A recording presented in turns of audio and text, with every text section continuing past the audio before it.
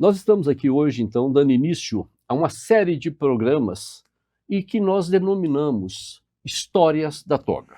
Eu, desembargador Francisco Piotrowski, a desembargadora Marisa, iremos dividir esse espaço aqui, recebendo amigos, recebendo juízes, desembargadores, enfim, magistrados, para que nós possamos conhecer a história de cada um, a vivência que eles tiveram ao longo da carreira. Vamos saber de casos que eles vivenciaram nesse período. Eu tenho certeza que muitos de nós têm alguma coisa a trazer para esse nosso público. Hoje, nós estamos aqui recebendo o nosso desembargador Antônio Cérvulo.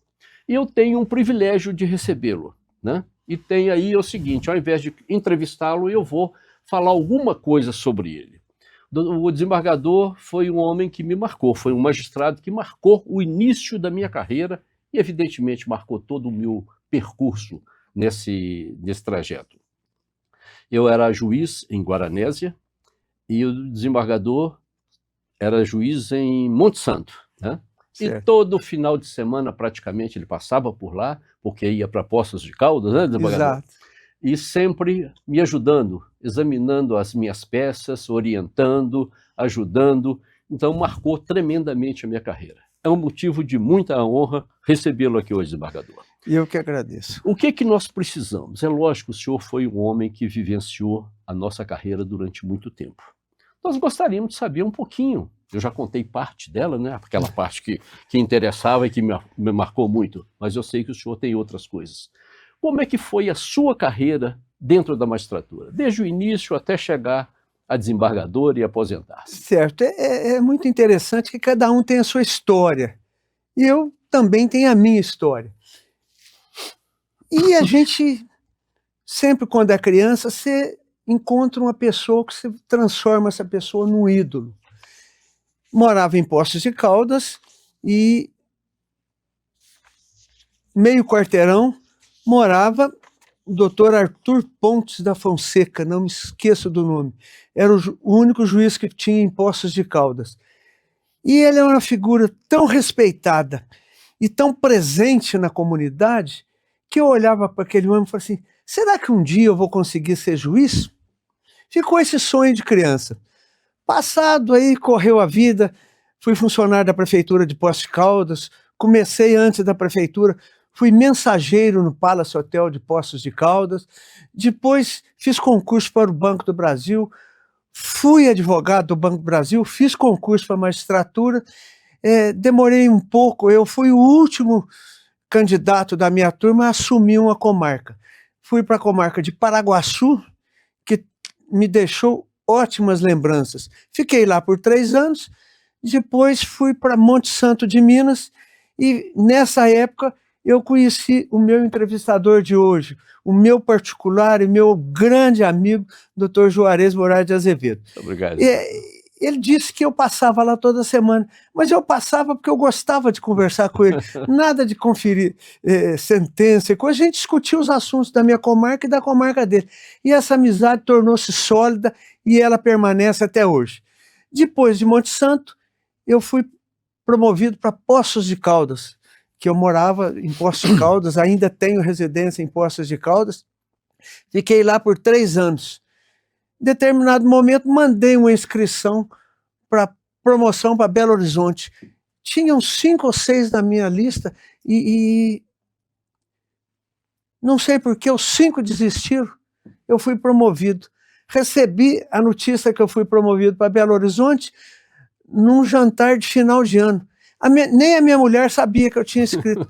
O desembargador Zé Fernandes Filho deu a notícia que eu tinha promovido, meu coração se encheu de alegria, minha mulher começou a chorar, porque como é que nós vamos sair de Poços de Caldas? Eu nunca saí de Poços de Caldas, mas veio, não quer voltar para Poços de Caldas, tanto que ela gostou de Belo Horizonte, tanto que gosta. Aqui minhas filhas fizeram a vida, tenho 2 filhas, todas 2 advogadas, graças a Deus estão indo bem nas suas carreiras, e Belo Horizonte passei por várias varas criminais, cíveis, de família, Tribunal do Júri. Fui membro do Tribunal Regional Eleitoral como juiz auxiliar da Corregedoria e também fiz parte da Corte Eleitoral quando a desembargadora Albergaria Costa renunciou ao cargo de juiz eleitoral, porque o marido dela, o desembargador Cláudio Costa, havia assumido a presidência. E com isso eu fiquei lá mais ou menos um ano. Aí fui promovido para o Tribunal de Alçada. Em 2025 houve a unificação. Em março de 2005, se não me engano, 2005. Houve a unificação, cheguei a desembargador, tive o privilégio de ser corregedor-geral de justiça. Em resumo, é isso a minha vida na carreira. Agora, eu volto a repetir, eu sempre mantive o doutor Arthur como meu ídolo na magistratura.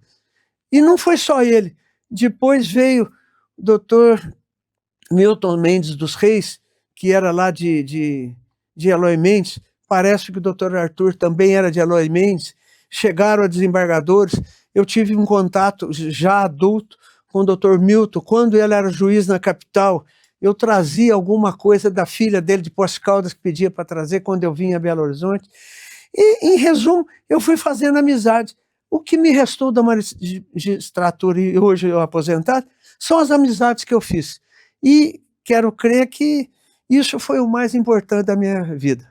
Além disso, a modéstia, né, desembargador? Não. É uma marca peculiar. Não tem nada disso. Porque o que eu disse aqui não é para fazer nenhum elogio, mas é um reconhecimento de um jovem, naquela época, evidentemente, de um jovem juiz para com um juiz mais maduro, mais experimentado e muito mais vivido. Mas, desembargador, diga-me uma coisa, ou melhor, diga-nos mais uma coisa. Quanto tempo o senhor ficou na magistratura? Eu sou do concurso de 82, 1982, mas assumi em 84.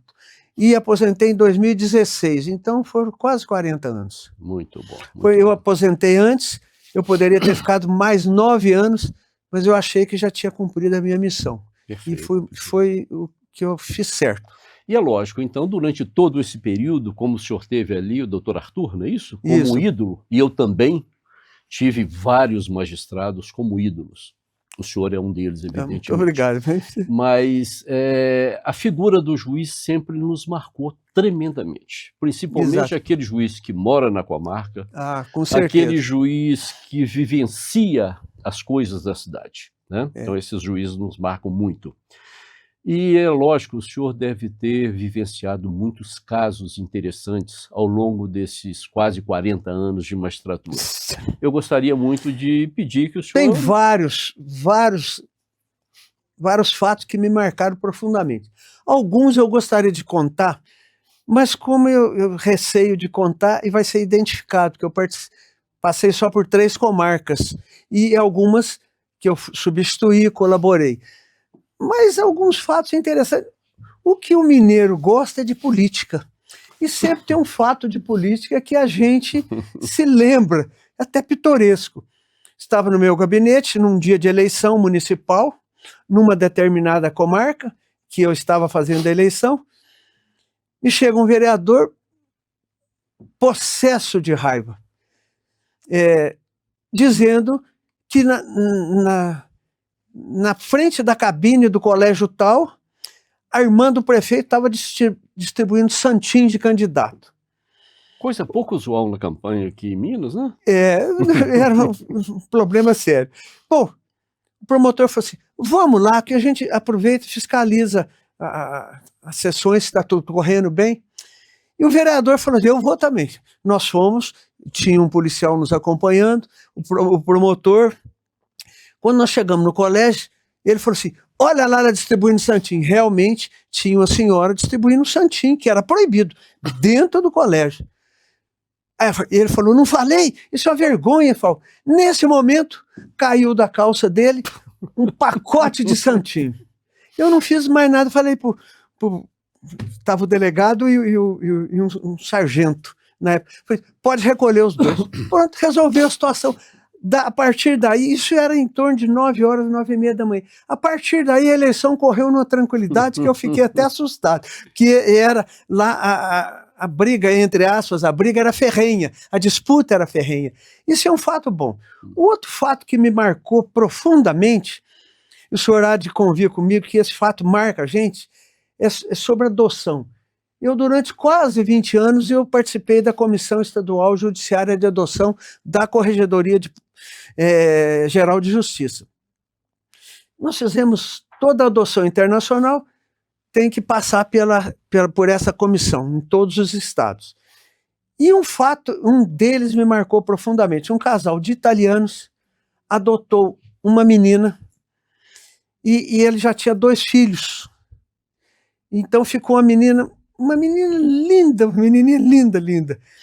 E a felicidade do casal foi tanta que eles se mudaram para o Brasil. Não vou dizer o nome da cidade, é aqui em Minas Gerais. E durante muitos e muitos anos, todo Natal, eu recebia um cartão de Natal dessa família com a foto do casal e dos 3 filhos. Então, essas adoções que a gente fez durante toda a vida, tanto quanto juiz, quanto opinando lá na Comissão Estadual Judiciária de Adoção, me marcaram profundamente. Isso aí eu lembro de todos os fatos, de alguns interessantes, que uma família também de italianos, ela adotou 5 irmãos da cidade de Teófilo Otoni. E não foram 1 ou 2 vezes que isso aconteceu, não. E o pessoal tinha uma preocupação de que eles iam porque podia tirar órgão, tinha coisa na imprensa, isso foi muito falado na época. Mas, no entanto, lá a obrigação, como nós daqui, quando a adoção que vai para fora também e que vai adotar fora, nós temos que fazer um laudo de 6 em 6 meses durante um determinado tempo da condição do casal e dos filhos. E com raríssimas exceções. Sei apenas de um caso que não deu certo. O resto, todos os casos, as pessoas hoje já são todas adultas, com certeza tiveram um acolhimento sensacional no lar que os adotou. Olha como que a nossa função é importante. Né? Atravessou o mar para chegar aqui para receber essas crianças. E com certeza essas crianças tornaram a vida desse casal muito melhores. E tiveram também, evidentemente, as suas vidas melhoradas indo para fora do país. Né? Ou permanecendo também no país. Eu vivenciei esse drama também, desembargador. Eu tenho conhecimento naquela disso. época era muito problemático. O que se ouvia era isso. Está levando para tirar órgão. Né? Eu vivenciei. Mas não é a realidade. Não é a realidade. Felizmente, não era a realidade. Graças a Deus. Bem, falamos de coisas assim, um tanto quanto engraçadas, como lá o caso do eleitoral, falamos de algo mais profundo, que é a adoção dessas crianças, mas nós temos casos, uns até muito hilariantes. O senhor vivenciou algum? Com certeza sim, né? Sim, mas tem uns que eu nem posso contar aqui. Eu vou deixar essa questão de caso hilariante. Tem, assim, umas coisas que aconteceram pessoalmente comigo. Eu até já recebi, quando juiz auxiliar, recebi ameaças de morte de colegas. Não foram 2 ou 3, mas a vida nos leva a uma coisa. Um dos colegas que me ameaçou, fomos fazer um curso, ele sentava ao meu lado e antes disso nós já tínhamos tornado amigos.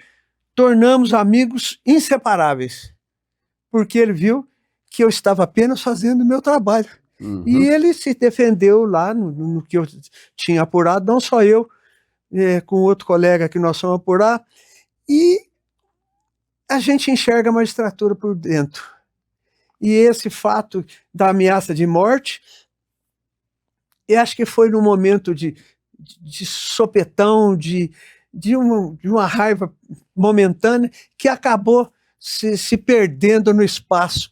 E o juiz, eu só fiz questão de dizer isso, que o juiz sofre isso. O juiz, às vezes, mesmo que ele não sinta, não saiba, porque quem perde alguma causa, quem é condenado, e ele sempre fica com aquela, entre aspas, com a raiva do juiz. Mas é uma coisa passageira. A gente não pode levar isso em conta. E eu nunca levei isso em conta. Eu sempre procurei tratar todo mundo como eu gostaria de ser tratado. Uma vez, eu fazendo um interrogatório, o oficial de justiça me trouxe uma notícia de que um determinado cidadão falou assim: esse moço acho que não serve para ser juiz, não. Ele está tratando o réu muito bem. Eu falei, não estou fazendo mais que obrigação. Extrair dele tudo que eu queria, sem precisar brigar, xingar. Eu não me lembro de ter, com sinceridade, de ter elevado a voz em nenhum momento da magistratura. Se eu fiz, foi sem saber, mas confesso que eu procurei agir com toda a parcimônia, com toda a educação que eu recebi dos meus pais. Com todo o respeito, né, desembargador? O respeito maior. Eu moro na minha cidade, esse mês agora, coincidentemente, fez 35 anos. Nossa, que eu estou na minha cidade. E saio, ando em todos os lugares sem qualquer receio, pela forma cortês, pela forma rígida também, né? Sim. Mas com a forma respeitosa com que eu tratei cada um dos meus jurisdicionados, até as crianças, já que fui juiz da vara de infância durante todo esse tempo. Se o senhor me permite dizer, complementando o que o senhor falou, essa história do juiz que passeia na cidade, que vai na cidade, o juiz tem que participar da comunidade. Sim. Ele só tem que ter preocupação para não deixar se influenciar por algum, para evitar que o pessoal fale que ele está seguindo essa ou essa corrente. Mas a participação do juiz em toda a solenidade que seja possível, que seja necessário, a presença do judiciário é muito importante na comunidade e a população reclama.